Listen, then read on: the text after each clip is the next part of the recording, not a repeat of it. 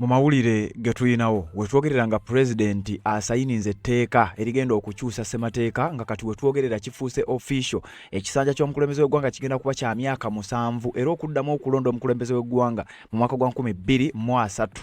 Kyokka nga tebakomye okwo mu tteeka lyasayininze mulimu ebyakyusiddwa ebirala ebiraga nti agenda kubeera n'ekisanja kya myaka 7 ate n'abantu ba bulijjo tebagenda kukkirizibwa kuddamu kubeera nga bamulonda. Bino biri mu ggwanga lya Zimbabwe okufaananako n'eggwanga erya Uganda. Tunuulira nnyo gwa zaagoberera, tunuulira nnyo ebiri mu ggwanga lya Zimbabwe bw'obanga obadde ogoberera ebintu bino. Eggwanga erya Uganda lyagezaako gye buvuddeko okuleeta amendments ezimu zino nti president abeere ng'alondebwa mu parliament. Mujjukira Honorable Lumu Richard Mateka we yaleeteranga etteeka ly'okukyusa okulonda leader of opposition. Kyokka ne wetwogerera nakati era waliwo etteeka eriri mu kuvugibwa oba amendments ziri mu kuvugibwa okulaba nga leader of opposition oludda oluvuganya si lwe lumulondo oba ekibiina mwafa si kyekimulonda wabula ng'abakulu be batuula parliament n'eronda. Kati mu ekyo baagezaako mu mwaka wa 2024 baleete amendments zino mu ggwanga erya Uganda nti president abeere ng'alondebwa mu parliament. Era mujjukira tubadde nga tubibawanga waliwo akabadi akalowoozebwa okuba nti kagendereramu kuleeta General Moses Kainerugaba nga bakimanyi nti bannayuganda oba oliawo bayinza obutakkiriza kumulonda ng'akabadi we kali kakumutwala mu parliament gye baba bamulondera ng'abakulu ekigendererwa kyakulaba nga parliament eno gye bawa obuyinza ebeere nga yeeronda ani agenda okubeera president w'eggwanga. Kati mu ggwanga erya Zambia yandikola nga blueprint eggwanga erya Uganda kyeyinza okuba nga likoppa kubanga twalabako ne Uganda ng'ekigezaako. Ekisinga okwewunyisa kino bakikola wakati mu mbeera ng'abantu ba bulijjo tebakkiriza era abantu ba bulijjo mu ggwanga erya Zimbabwe balabiddwako nga beekalakaasa okuva mu bitundu eby'enjawulo oluvannyuma lwa bino okuva we byabaawo. Bannansi beekalakaasizza bagezezaako okulaga obutali mativu bwabwe naye ng'abasajja tebaagala kumanya. Mnangagwa must step down today, not tomorrow. Zimbabwe, there is no job. If you try to do your business, they said you are not allowed to do business in Zimbabwe. So how can we survive? How can our kids go to school? Because there is no job. Even the kids, they are going to school, but they end up drinking drugs because they don't have anything to do. Cyril Ramaphosa must talk with Mnangagwa. Cyril Ramaphosa must be serious. Cyril Ramaphosa is not serious with Mnangagwa. He must talk with him so that Mnangagwa must step down. This is not our country. You can see how many Zimbabweans are in South Africa. How many of them? Others, they do jump borders with their kids. Where is our country is there? So Mnangagwa, Cyril Ramaphosa must speak with Mnangagwa today, not tomorrow. We want to hear the result today. Kati ababiri bano General Yoweri Kaguta Museveni ne president w'eggwanga erya Zimbabwe munansonyi w'okozesa Zambia naye nga tuli ku Zimbabwe bano balina kye bafaanaganya era nkugambye teweewuunya nnyo nga Zimbabwe ekoze nga kye bayita blueprint kwegamba Zimbabwe esooseeyo busoosi naye nga mu Uganda mu 2024 attempt gye bakola okwagala okuleeta enkyukakyuka zino teweewuunya nnyo nga kwali kugezesa buwanvu bw'amazzi nga bwe baamala okugezesa nga mu kisanja kino kye tugendamu ensonga eno ekomezeddwawo newankubadde nga mu kusooka byagobebwa naye nga bw'omanya abakulembeze bano ekijja kiyinza okuba nga si muntu. Kakati mu ggwanga erya Zimbabwe abasajja bano bakikoze wakati ng'abantu ba bulijjo bali mu kwegugunga balaga obutali mativu bwabwe. Ebitongole eby'enjawulo eby'amawanga amagatte ebitongole nga Amnesty International ebitongole nga Human Rights Watch bavuddeyo ne bagenda maaso n'okuba nga bavumirira ebigambo ebigenda maaso n'okuba nga biva mu ggwanga erya Zimbabwe naye abakulu tebaagala kumanya. Bannansi bagezezaako okwekalakaasa okulaga obutali mativu abakulu bo bagamba tetuwagala kumanya mu bye balonze oba bakyusiza byengenda okusomera mu kiwandiiko. Omukulembeze agenda kuba ekisanja kye kya myaka 7 mu Zimbabwe eno babadde baddamu okulonda mu mwaka gwa 2028 kati wenjogerera bagenda kuddamu okulonda mu mwaka gwa 2030 bongeddeko emyaka 2 ku kisanja ky'omukulu nga tebakomye okwo ne bannansi tebagenda kuddamu kumulonda. Bino biva ku kubeera nga bannansi beesuulirayo ogwa Naggamba tebeenyigira mu nsonga zino abamu balaba ng'ebitabakwatako bategeera luvannyuma nti oba oliawo bino bibakwatako. Kati njagala okutegeeza bannansi mu ggwanga erya Zimbabwe tebakyayina wadde we bafugumira tebakyayina wadde we boogerera kuba omukulembeze takyayina byabeeguyako kati bitono akalulu takyakasaba mmwe. Babaka ba palamenti be bagenda okuba nga be basaba akalulu akaabwe era nga ababaka ba palamenti kati bannansi balina kukola kisoboka kulaba ng'ekibiina kino ekya ZANU-PF si kye kiwangula ebifo ebingi kubanga kakati olutalo lugenda kudda mu parliament ate mu 2030 babadde balina essuubi nti oba oli awo 2028 bagenda kujja balonde nti omukulu basobola okumwesasuza ne bagenda maaso n'okuba nga bamusuula kubanga jjukira Munanga bwono bannansi abafuze bubi ngenda kulaga akatambi awo bannansi abafuze bubi era bagamba nti enkyukakyuka gye baafuna okuva ku Robert Mugabe okudda ku Munanga nga bonna baali bavudde mu kibiina kimu ngono yaliko vice president woli bakolanga bonna tewali nkyukakyuka yafunibwa mu ggwanga lya Zimbabwe ebintu byasigala bwe bimu in fact byayongera na kwonooneka bwonoonesi kati bano babadde balina essuubi nga bagamba nti oba oli awo tunaagenda mu kulonda tunaagezaako okukola ekisoboka tulabe ng'embeera ekyuka wenjogerera n'okulonda bakubajjeeko gwawuliriza byenjogera ng'oli munnayuganda era ng'omanyi Oluganda kwata video eno gisharingira omuntu yenna amanya bigenda maaso zino ensi za Africa ebiseera ebisinga ensonga esooka busoosi wamu naye wunzika n'ewalala egenzeeyo eggwanga erya Uganda nkugambye baagezaako okulaba nga nabo kino bakikola era mujjukira twabikuwa era tuzze tubikuwa bw'obanga obadde ogoberera nkakasa obimanyi bano bombi bonna ba president bonna balina enteekateeka ze zimu balina ebigendererwa bye bimu baagezaako wano okuleeta enkyukakyuka zino wabula bannayuganda baagezaako okukuba omudomo ekintu kino ne kigaana kwalinga okugezesa naye tebakulimba era tolowooza nti bino byakomaawo ngenda kutwala waawo naye ng'ekigenda mu maaso mu ggwanga lya Zimbabwe bannansi si basanyufu wabula ekyewunyisa baatuula ne beetuulako ne basirika ne baba nga tebasobola kuvaayo kwogera kati mukadde kano ne bw'onaagezaako okuggyayo omutwe ekyamazima batya n'okutya ngenda kukulaga akatambi awo olabe n'enjogera gye boogera batya n'okubaako kye boogera kubanga mukadde we baali balina obusobozi okubaako kye boogera baasirika beesulirayo gwa naggamba tebaanyega kati mukadde kano ebintu bitandise batuulamu bagezaako basajja batu naye ajjayo omutwe gwe bakuba ensonga z'obufumbo olina omwami naye ng'akutawaanya olina omukyala ng'akutawaanya bajja ne bakwagalako ne bagenda gwe alina ebizibu mu byenfuna nga sente zikuyita mu ngalo wooteeka sente zifa bufi b'owola tebazza gwe aloota ng'ogwa mu nnyanja gwe alumizibwa omutwe nga guganja okuwona naawe aloota ng'ebintu bikozesa ensonga z'obufumbo nina ekifo ku mugga awali amayinja wennyambulirako ebisiraani ekikwa ekifiiriza omudibo obutaganja obutaweebwa nzijanjaba abantu ab'enzikiriza zonna nsiŋŋaanibwa njeru ku lw'ejjinja gwanjagala kuba ku nnamba yange eyo naawe aliye wale nnyo yita ku WhatsApp. We are not merely launching a digital platform, but deepening our democracy and participatory governance.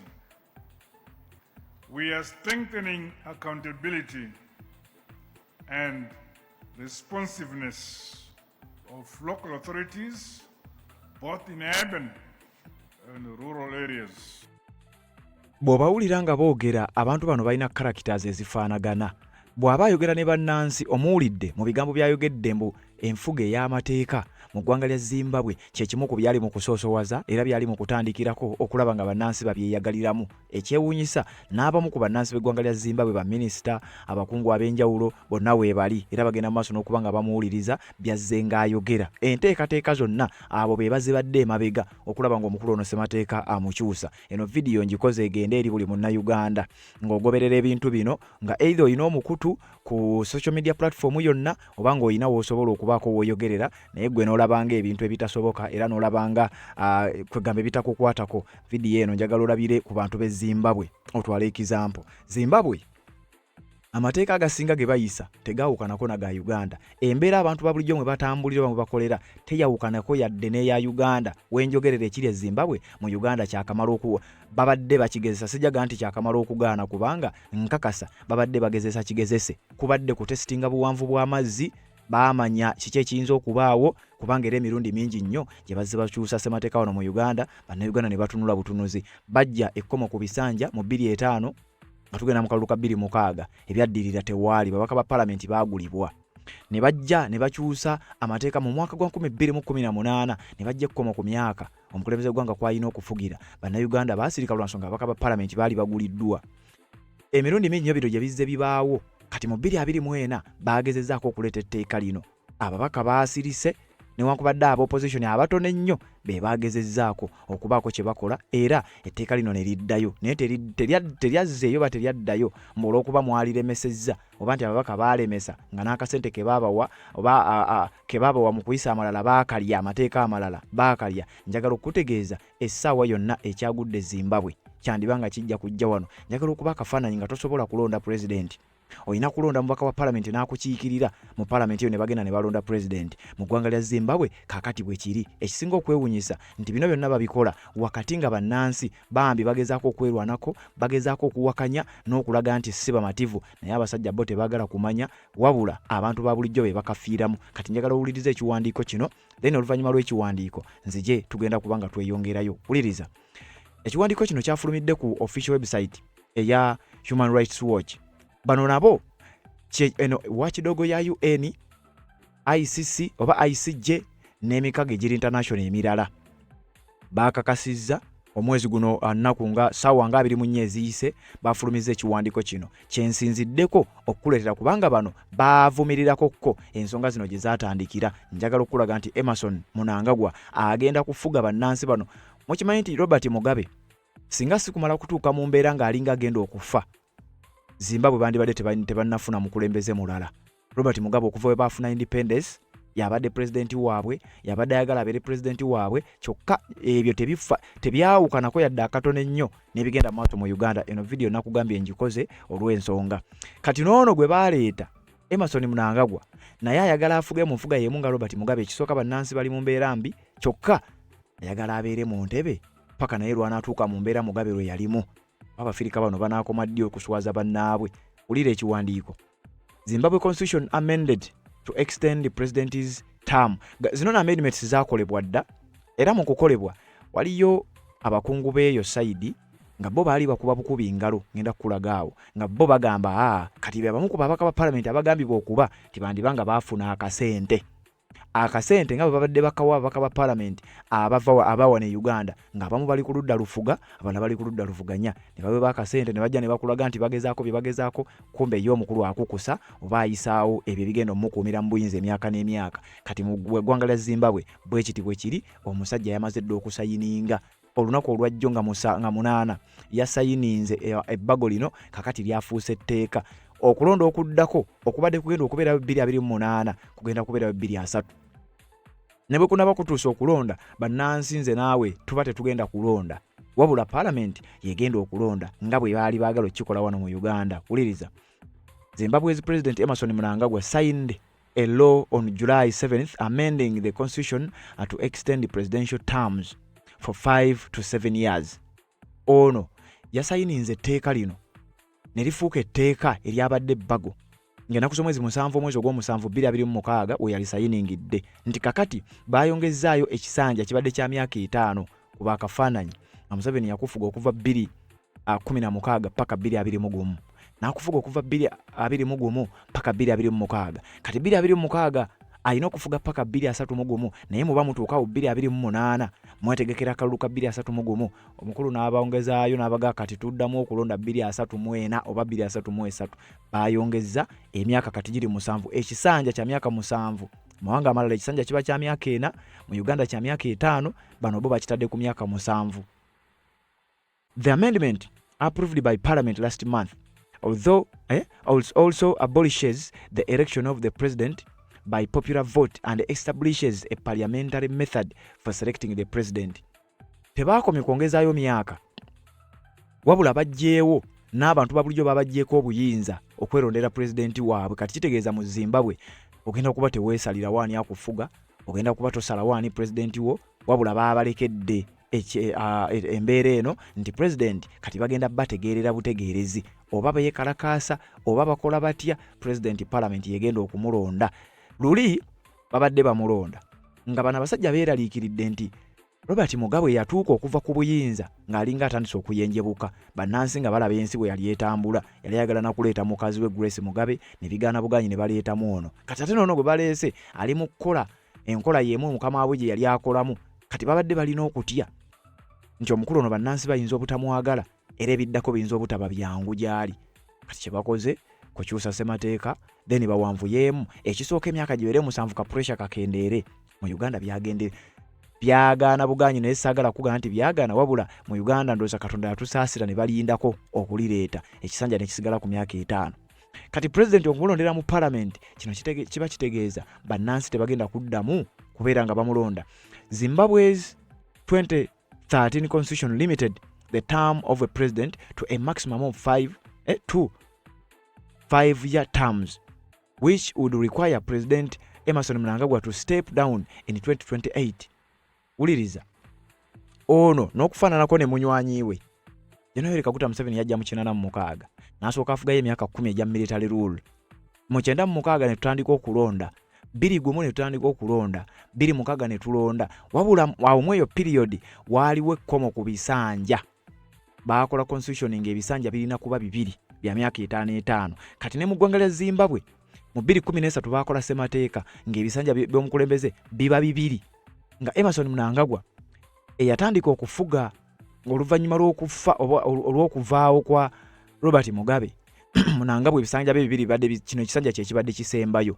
Emyaka gye 10 gibadde giwera 228 era abadde alina okusteppinga down ne balonda omukulembeze omulala. Ng'ono ssemateeka tamukkiriza kuddamu kwesimbawo. Wabula kiki kye baakoze?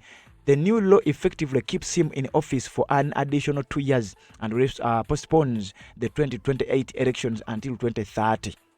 Etteeka lye baakyusizza kati limukkiriza ekisooka ekisanja kye okubanga kati ekkomo ku bisanja livuddewo. Ekyo mukijjukira kyaliwo wano mu Uganda mu 2005. Ekkomo ku bisanja ne livaawo, abaaliwo nga mutegeera nkakasa munjulira. Ekkomo ku bisanja lyavaawo 2005. Mu Zimbabwe livuddewo 2026. Kyokka ate bano bo bakisusizaamukko nti kati livuddewo ate ne batwalirako n'obuyinza bw'omukulembeze okumulonda nti abantu balujo basobola okumulonda. Kati kino nakyo tekikyasoboka. Etteeka lino liyambyeko kuleeta oba lireetedde Emerson Mnangagwa okubeera ng'agenda kubeera president ekisooka paka 2030 eyo shuwa ddiiro. Kati emikisa gisigadde mitono okubeera nti ne mu 2030 asobola okuvaawo olw'ensonga abantu kati sibe bagenda okumulonda. The constitutional amendment followed a resolution in October 2025 by the ruling ZANU-PF party. The party said an extension of Mnangagwa's rule was necessary to ensure continuity, stability, and the sustained transformation of the nation. Ekibiina kya ZANU-PF oba kati NRM yeeri baatuula mu mwezi gw'Ekkumi omwaka oguwedde wakati nga international community ebiwakanya ne bagamba nti ffe leka tuleete etteeka oba ebbago lino tulabe ng'omukulembeze waffe asigalawo. Embeera nga bweri mu Zambia ebini mu Zimbabwe esigale nga bwetyo bweri nga bwe kyali mu ggwanga lya Uganda. Mujjukira obunkenke obwali mu togikwatako n'ebirala ebifaanana bwe bityo. Kati parliament baatuula ne bayisa ne bagamba nti tulina okugenda maaso n'okuba nga tubiyisa era bangi abaateekawo embeera mu parliament newankubadde bino tebyasoboka. Allow me, Mr. Speaker, to speak about Clause 4, which seeks to alter electoral cycle from 5 to 7 years. Mr. Speaker, is Zimbabwe so poor in leadership that one man must rule for 7 years to bring notable change? History teaches us that great work does not require endless time. Deng Xiaoping transformed China's economy in just over a decade in 1978 without extending his term.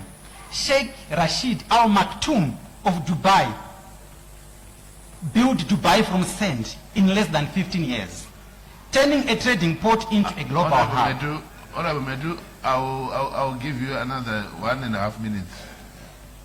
Mr. Speaker, ndokunyara ndokumbira mundinyarewo jingo mundipedzere 5 minutes. Takumbira 1.5 minutes.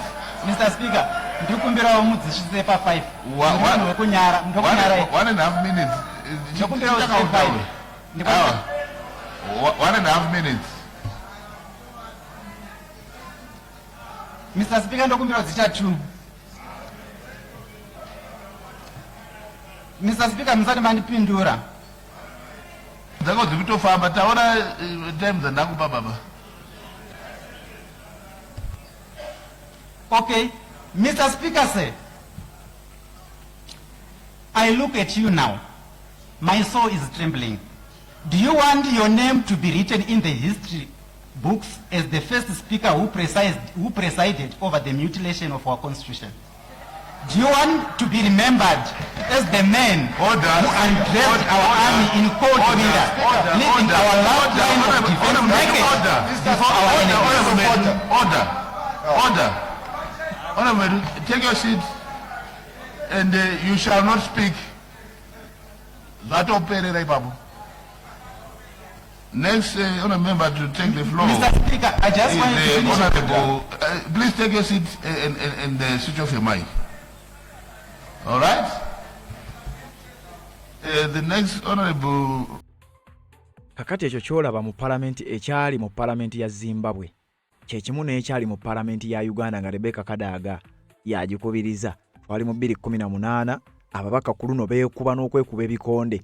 Ekyali mu palamenti y'eggwanga lya Zimbabwe kyabulako katono nnyoko. Bano ababiri balina bye bafaanaganya n'enfuga yaabwe era ne mu kiwandiiko babintereddewo ne ngamba nja kubikuwa. Both leaders are actively altering or utilizing their country's frameworks to secure future rule. President Emerson Mnangagwa signed a massive constitutional amendments that extends the presidential terms for both, from 5 to 7 years, lengthening his rule to 2030. January Kaguta Museveni was sworn in for a historic 7th consecutive term, solidifying his 40-year rule. Eranga naye constitution baamala kugikyusa eyali ejja akawaayira akaali kamukugira bano ababiri bye bafaanaganya byebyo. Museveni yali tasukka 2026 yali tagenda kudda olw'ensonga nti emyaka gyali tegimukkiriza omukulembeze kwaliko ekkomo ku myaka gy'omukulembeze kwalina okukoma okubeera president oba okwesimbawo. Eryo ne bagikyusa age limit. Then ne term limit ye yali yagijjawo dda mu 2005. Mnangagwa's newly passed reform officially ends the direct presidential elections, passing the mandate to parliament to select future heads of state. Museveni has similarly long been the center of constitutional control, where the opposition faces severe structural limits to democratic challenges. Nakugambe mu ggwanga erya Uganda eno Zimbabwe yandibanga egenda kukola nga blueprint oba yandibanga abasajja bano gye bagenda osinziira baddemu batuule babage balabe butya bwe bagenda okugenda maaso n'okubanga bayisa ebintu bino mu ggwanga erya Zimbabwe. Naye waliyo ababaka abaatuulanga mu parliament mujjukira muto gikwatako. Waliwo abaawagiranga bano ba We Have the Maje, bano ba Semeo Nsubuga abaateekangawo omubiri okukola buli kimu ekisoboka. Abasiri abakulu basigale nga bafuga ne mu ggwanga lya Zimbabwe gye bali.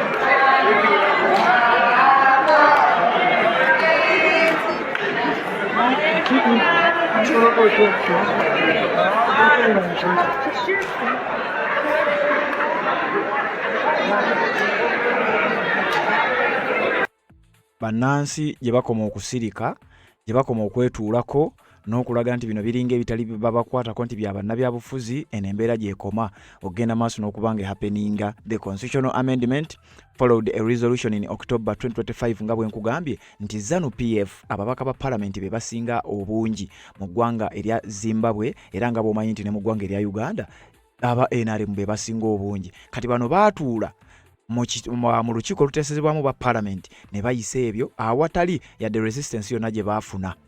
Human Rights Watch documented attacks and arbitrary arrests against civil society groups, opposition political parties, student leaders and activists opposed to the proposed constitutional amendments. Bannansi b'eggwanga erya Zimbabwe baakwatibwa, bangi battibwa. Ngera bwe kyali mu Uganda eno ababaka bagezaako okukola ekisoboka mu parliament, abamu beekuba n'okwekuba ne mu parliament ya Zimbabwe bwe kityo bwe kyali eno mu ne mu Uganda nga bwe kyafaanana abaaliwo mu bijjukira. Naye nga ku street abantu baakubwa, abantu baafa, abo bagezaako naye era byonna byava ku kubeera nti n'abaayimuka bennyini baali batono. Kati mu ggwanga lya Zimbabwe ekivudde mu ekyo ekyavudde mu bantu ogenda maaso n'okuba nga baatuula, njagala okutegeeza ssemateeka yakyusiddwa. President kati agenda kubeerako emyaka 7 ng'ate bwe giggwako temukkirizibwa kumulonda wabula ababaka be mwasindika be babalonda. After assuming power in a military coup in 2017, Mnangagwa was elected president in 2018 and re-elected in 2023.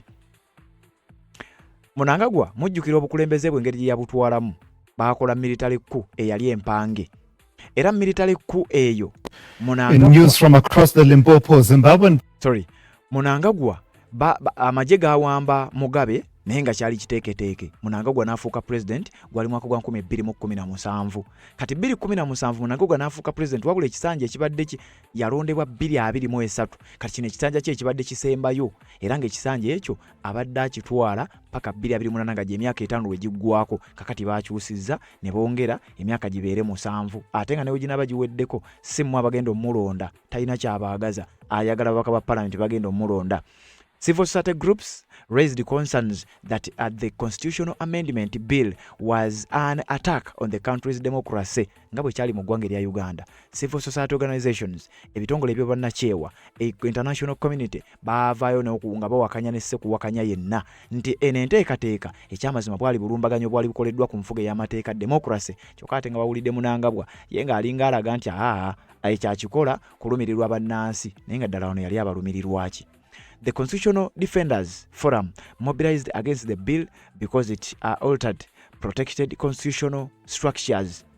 Lovemore Maduku, a prominent lawyer and leader of the National Constitutional Assembly, filed a case at the Constitutional Court to halt the constitutional amendment process. The court bano abasajja simanyi. Omu ku baali obukulu yagenda maaso n'okubanga yawandiika ebbaluwa nga petitioning oba nga awakanya bino. Kyokka era biteeka mu kkooti eziri mu ggwanga erya Zambia. Omukulembeze yennyini byayagala okukyusa ate nga n'abalamuzi ennonda mubamanyi gye babalonda. Bannabyabufuzi bano naddala bannamateeka baba beetaaga nabo okukebera mukko. Bannansi baagezaako okukola ekisoboka, ababaka ba parliament baagezaako okukola ekisoboka, bino tebyasoboka kugenda maaso n'okuba nga babalemesa. Era amaanyi g'abannansi gaafa ttogge olw'ensonga nti kati we twogerera lyafuuse dda etteeka. Omukulu yalitaddeko omukono olunaku olw'okwosejja essaawa 48 eziise. Emerson Mnangagwa n'akwata omukono gwe n'awandiika n'asayininga ku tteeka eryo. Kati terikyali bbago, lyafuuse etteeka. Bannansi baalabiddwako nga bambi ensonga eno ebatwala kwegamba tebakyabitegeera na bitegera etteeka mu butongole. Emerson Mnangagwa yalitaddeko omukono, kakati kyekiri ku mawulire internationale. In news from across the Limpopo, Zimbabwean President Emmerson Mnangagwa has signed the Constitution of Zimbabwe Amendment Number 3 bill into law. It makes changes to the country's governance framework. The legislation extends the constitutional term of office for the president and parliament from 5 to 7 years. The president will now be elected by parliament and not by direct public vote, as was previously the case. The act marks one of the most significant constitutional reforms since the adoption of Zimbabwe's 2013 constitution and is expected to further heighten political tensions. Several civic organizations and opposition parties plan to challenge the legislation at the Constitutional Court. The legal battle is likely to test the constitutionality of the amendments and could shape the future of Zimbabwe's constitutional and political landscape. Okwetooloola ensi yonna, amawulire kati gali ku Zimbabwe. Amateeka gakyusiddwa in favor of president aliko amayiddwa nga Emmerson Mnangagwa. Abantu bagezezzaako okulaba nga byonna babikola naye abasajja baagaanye. Kakati njagala okutegeeza ekiri mu Zimbabwe, bantu bagezzaako okuba nga bateekawo embeera wabula bambi bali mu kutya. Bagezezzaako okwekalakaasa, bagezezzaako okukola buli kimu naye amawulire gonna galaga nti biyinza okuba tebikyasoboka. Zimbabwe's President Emmerson Mnangagwa has signed into law the Constitutional Amendment Act, extending his term in office by 2 years and changing how presidential elections will be held. The 83-year-old Zimbabwean president signed the bill on Tuesday, 7th July, after it was passed by the National Assembly in June. The ruling ZANU-PF holds a majority of seats in both the Senate and the lower chamber of parliament. With the constitutional amendments, Zimbabwe's next general election has effectively been postponed from 2028 to 2030, extending the terms of the current president, members of parliament, and local authorities by 2 years. The new law has also increased presidential and parliamentary terms from 5 years to 7 years, while keeping the constitutional limit of 2 presidential terms. Perhaps the most significant change is how Zimbabwe will choose its president. Instead of being elected directly by citizens, a president will now be elected by members of parliament on behalf of the masses. Zimbabwe joins a small number of African countries that use an indirect presidential election system. Although each country's constitutional framework differs, the government says the reforms are intended to promote stability and a predictable governance environment for long-term development. But the reforms have been criticized by opposition parties and some civil society groups. They argue that the proposed changes to how the president is elected should have been put to a national referendum. Others say the latest move could shrink democratic space. Former finance minister and opposition politician Tendai Mbiti described the amendments as being driven by looting and power, saying the changes could concentrate authority in the hands of a small political elite. There were mass protests during public consultations ahead of Parliament's vote on the bill, with some hearings descending into chaos.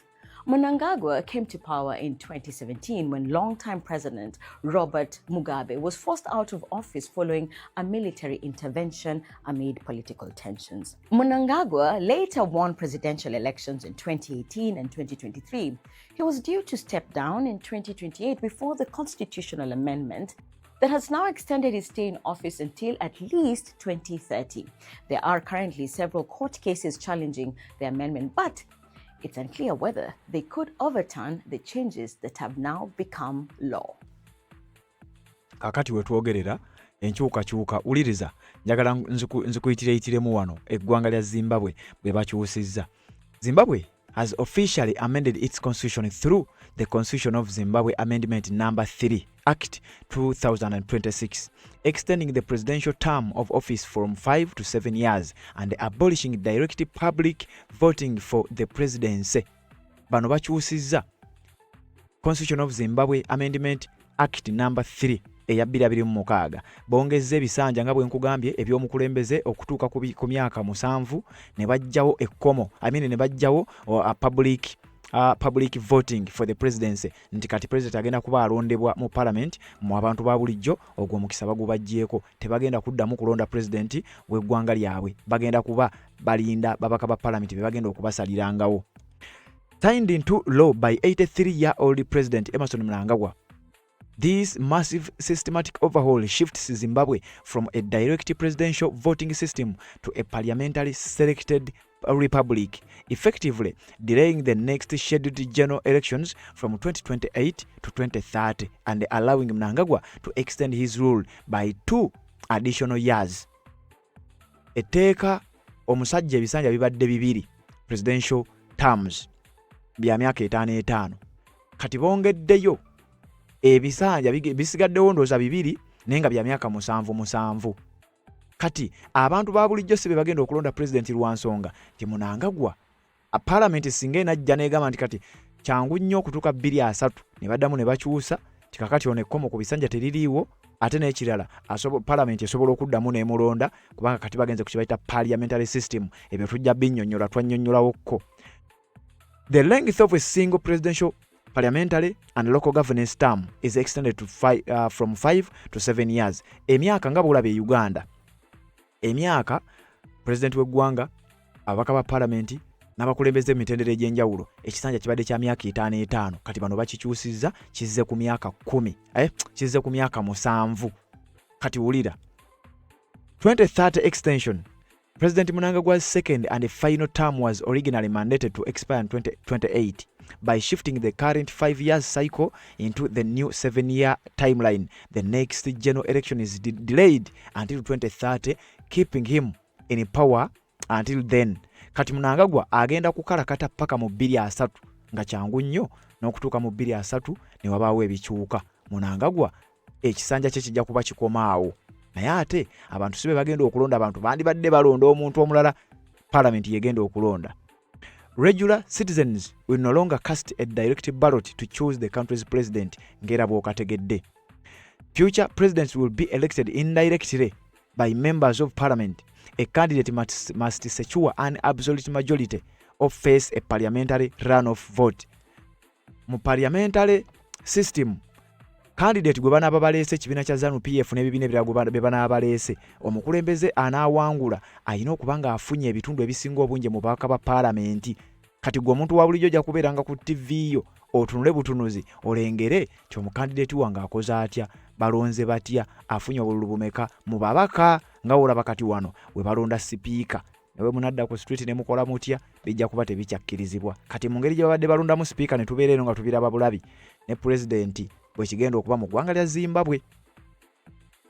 The amendment gives the president direct authority to appoint the chief justice and the other senior judges merely after consulting the Judicial Service Commission, weakening judicial independence. Mu ggwanga lya Zimbabwe babadde bakyayinamu akalembereza nti saabalamuzi president si yabadde amulonda okwawukanako n'ebyawano. Kati wano saabalamuzi omukulembeze yamulonda.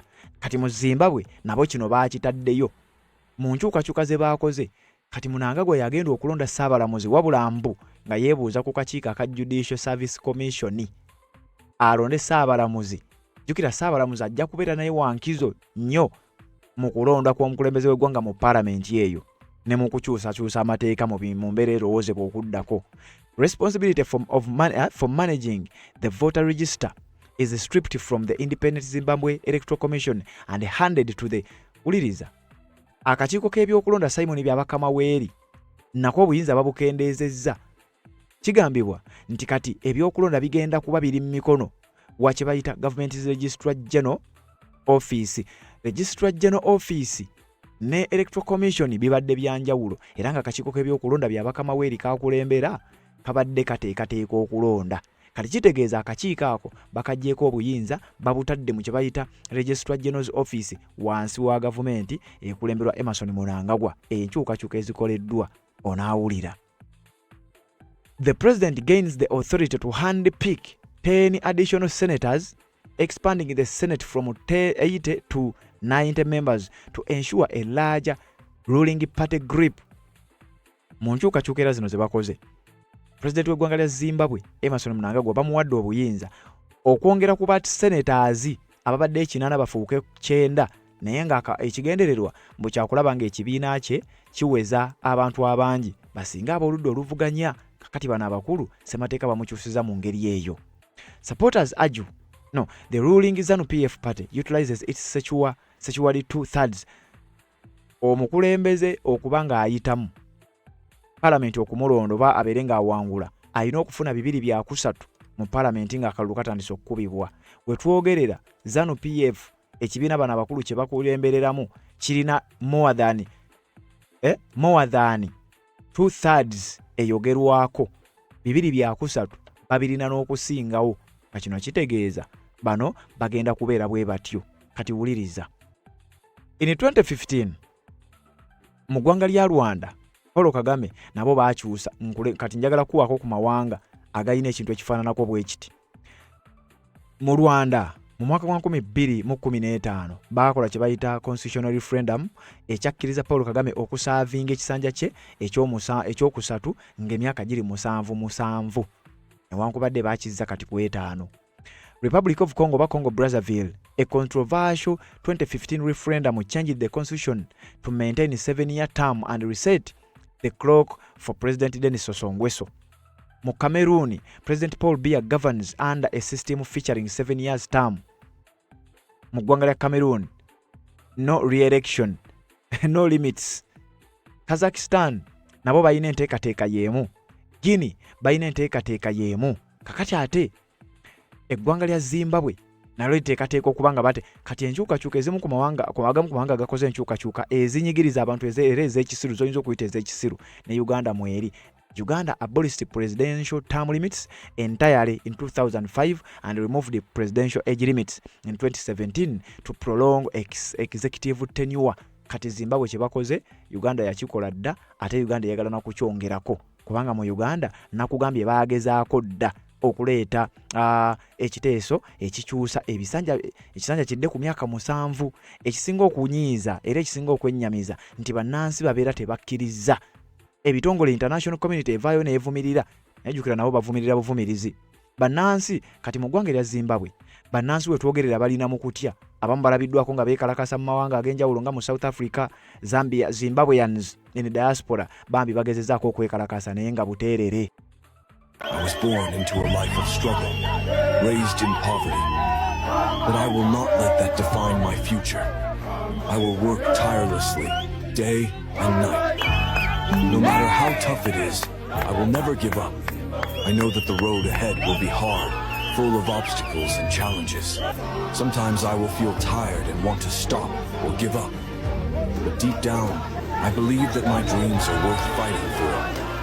I keep my head up high and remind myself that kati abali mu diaspora era nga bw'okiraba mu Uganda kyababeera mu diaspora beekalakaasa naye ate ababeera ewaka embeera ebeera ya bunkenke nnyo ne mu Zimbabwe nno bwekitibwe kiri mu ggwanga lya Zimbabwe amawulire gagenda maaso n'okuba nga gakwata embeera nga bweri bambi abantu bali bubi abantu balaajana naye ng'ekyokukola tewali.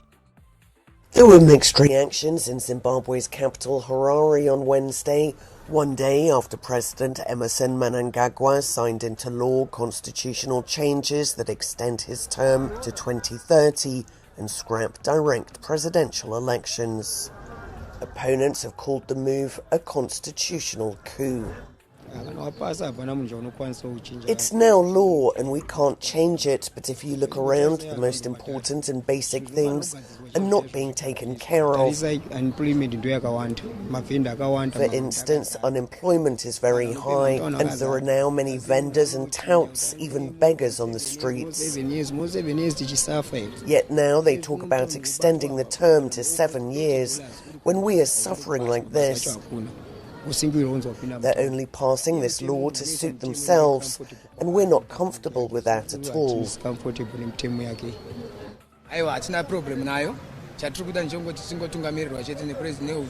We don't have a problem with the new law.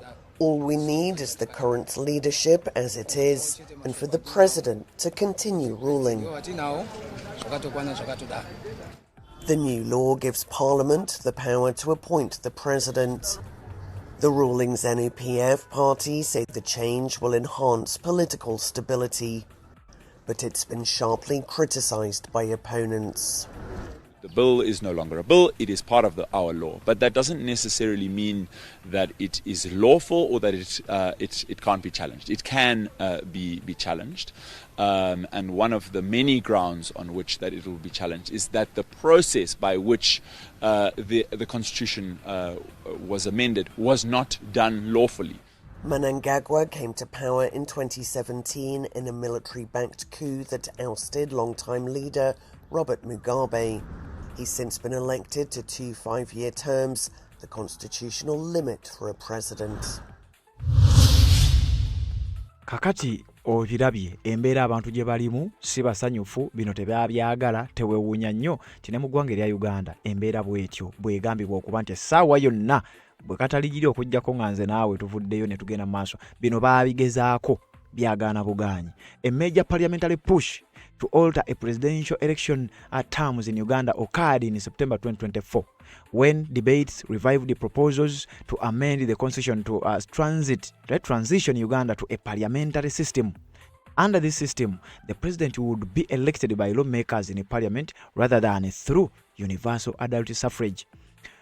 Mu mwezi ogw'omwenda 2024 abakulu bano baagezaako okuleeta etteeka lino oba okuleeta enkyukakyuka zino wabula kyagaana. Sijagamba nti kyagaana, sijagamba nti baalemwa, wabula tekyakola. Ebibuuzo bikyali bingi paka nakati kyakomaawo oba kikyadda. Mu sisitimu eno era nga bw'olabye Zimbabwe ne mu Uganda bwe yabadde egenda okuba oba bw'eribeera singa kiriba kikomyewo ne kiyisibwa kubanga omukulu yakitaddeko omukono olunaku olwajjo okwosa jjo omukulembeze w'eggwanga erya Zimbabwe. The proposed constitutional amendment suggests that the political party with the majority in parliament would select the president.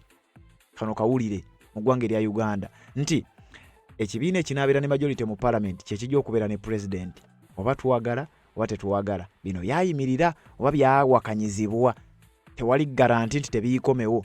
Alongside the parliamentary system, discussions have frequently proposed extending the term of both lawmakers and the president for from 5 to 7 years. Bayagala dda okukyusa constitution emyaka omukulembeze kwalina okubeera oba ekisanja ekyali eky'emyaka 5 bayagala dda okukizza ku myaka 7. Kyagaana bugaanyi oba olwawo olw'embeera. Uganda has previously adjourned the term lengths such as the December 2017, January 2018 constitutional amendments that removed the presidential age limits and originally sought to extend the parliamentary term. Mujjukira mu biseera bya tugikwatako engumi eyo gyolaba we yanyokera mu parliament, njagala zeeyo akatambi amega gwa abadde agoberera era akyagoberera nti ekigendererwa tekyali kya kukyusa kujjawo myaka gya komo ku myaka egy'omukulembeze w'eggwanga, wabula kwolwo baayagala n'okuleeta emyaka 7 ekisanja kibeere kya myaka 7 n'ababaka ba parliament bakifunemu, wabula ababaka ba parliament baabasaddaaka ekyabwe ne kitakola.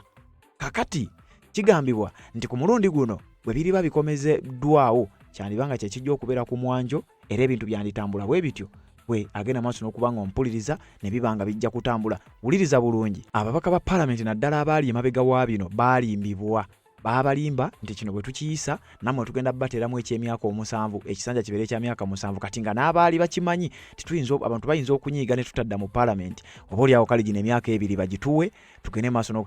Kino bwe baamala okukiyisa abakulu ne beefuulira mu kiti ng'embazzi, ebintu ne bigenda mu maaso n'okubanga bibakyukira era njagala okutegeeza gwa mpuliriza embeera n'ebatabukako n'ebatabukira ebintu tebyasigala kyekimu. Kaakati wenjogerera abamu ku bo baagwa tebaakomawo mu parliament, abalala bayinza okubanga nabo bayinza okubanga abanaakigendamu mulundi guno nabo tebajja kubanga bakomawo, babajja kubanga bakirozako. Kakati mu Uganda kekadde okugenda maaso n'okubanga obeera alert ate oba oliawo n'okulwanyisa ebintu nga bino oba oliawo nga bizze. Ekiri mu Zimbabwe bantu bagezezzaako okulwana okukola ekisoboka naye byonna bigaanye. Kakati omukulu ono eyafuga okuva 2017 paka n'olunaku olwaleero ayagala kusigala nga akalakata mu ngeri ye atamanyi Mnangagwa ono. Kamukuweko ebitonotono ebimukwatako. Bamuyita Emerson Damduzo Mnangagwa. Ono yazaalibwa ng'ennaku z'omwezi 15 mwezi ogw'omwenda 1942 era yazaalibwa mu ggwanga lya Zimbabwe, munnabyabufuzi mu ggwanga lya Zimbabwe era asaavinzeeko nga pulezidenti w'eggwanga eryo okuva 2017 naye ng'okuzzaako Kemabega. Mnangagwa azaalibwa mu famire ya Shona famire. Bazadde be baali balimi era kigambibwa okuba nti mu biseera ebyo eby'emabega eyo famire ye baali bamaanyi mukko mu nsonga zino. Ono yafuuka active mu biseera bya anti-colonial politics 1963 era be bamu ku baalwana okulaba nga independence ekomawo. Kati bano baali banywanyi ba Robert Mugabe, kaali kabinja ke kamu. Kati mu ggwanga lya Zimbabwe ono okufuga Mugabe yalinga akyabafuga. Mugabe yafadda naye nga n'okuva mu buyinza embeera yali emaze kutuukaawo nga takyasobola na kutambula. Kakati ono okumufa okubafuga tewaliwo nkyukakyuka yali ekoleddwa mu ggwanga lya Zimbabwe, wabula just bali mu kuzannyira ku bwongo bwa bannansi. Bano be bamu kiringa bwe munajjawo omukulu omu ne muleeta amama mbabazi muba temulina kye mukyusizza kyekiri e Zimbabwe. Omukulu ono bw'atyo bwe yajja n'afuuka pulezidenti kati naye ayagala kutuukiriza kalombolombo ka mukama we eyagenda mu maaso n'okubanga akalakata banne paka n'ono naye nga bw'ayagala okugenda mu maaso n'okubanga akikola. Kakati wano awo ensinzira okwebaza abagenda mu maaso n'okuba komentinga ku nsonga zino ze tuleeta ate oba oliawo n'okugoberera ebintu bino obutakoowa. Kenganzi Agnes bali kubanga obeerako kutuwa mawulire. Mami wange mama Kevin okuva Citizen we bali kubanga naawe obeerako message yatuuse. Proscovia Musoke nawe bali kubanga obeerako. Ahmed Mukiibi bali kubaako message yatuuse. Watson Sira message yatuuse. Bamwise Moses Mosh naawe message yatuuse bali kubanga ojja n'oteekako obubaka mu comment section nabo ne tubulaba ate ne tugenda maaso n'okubanga tweyongerayo. Bane muteekeko obubaka mu comment section tubeere nga ate atutambula. Ono bamuyise Bera nawe bali kubanga obeerako. Yagala nnyo omukutu gwa Redson TV. Rubanguka Leodomiru nawe bali kubanga obeerako. Miriam Luanga nawe bali kubanga ogoberera. Sise Kivumbi nga bulijjo bali kubanga obeerako. Ono bamise Good Night Musiitwa nawe bali kubanga ogoberera. Eagle Head nawe bali kubanga kwoli. Joel Kisitu nawe bali kubanga ogoberera. Agnes Joey we bali kubaako. Alice Skin nawe bali kubanga ogoberera. Josh nawe bali kubanga kwoli. Musiitwa Muhammad nga bulijjo we bali kubanga ogoberera. Ono bamise Kaizi Bam nawe bali kubanga kwoli. Sentongo David we bali kubaako message yatuuse. Fazili bali kubanga ogoberera message yatuuse. Namu Lamia nawe bali kubanga kwoli. Anaya Heavens message yatuuse bali kubanga kwoli. Sauda Sounds nga bulijjo. Asumpta